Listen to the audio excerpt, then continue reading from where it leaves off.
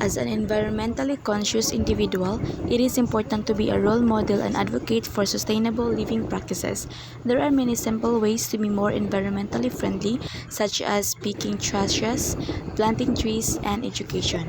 In addition to being more environmentally conscious ourselves, we can also encourage others to do the same by raising awareness and sharing information about environmental issues. To protect marine wildlife and improve the health of the ocean ecosystem by removing trash.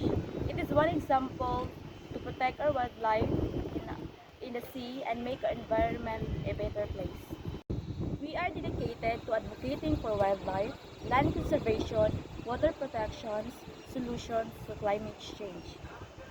We advocate to secure that our ocean and sea are clean, fresh air, and nice environment. To protect our environment and create a sustainable future. One of the most impactful ways we can do this is the planting trees. Planting trees is essential, how it benefits our environment and wildlife, and how each of us can contribute to this vital cause. Trees are also vital for wildlife. They provide food and shelter for countless species of birds, insects, and mammals. In fact, a single fact tree can support over 500 species insects, which in turn provide food for many birds and other animals. By planting trees, we are not just greening our species, we are creating habitats for wildlife, supporting biodiversity, and fostering ecosystems that can thrive for generations.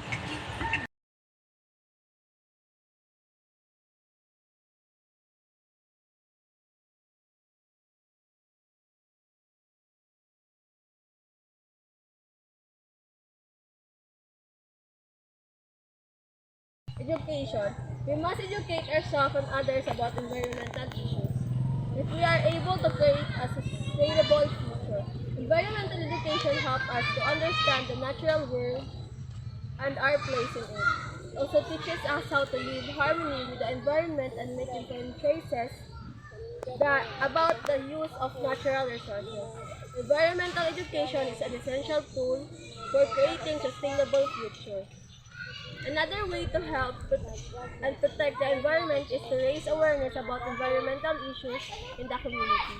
By educating others about the importance of preserving our natural resources, we can make a difference in the way we use and conserve them.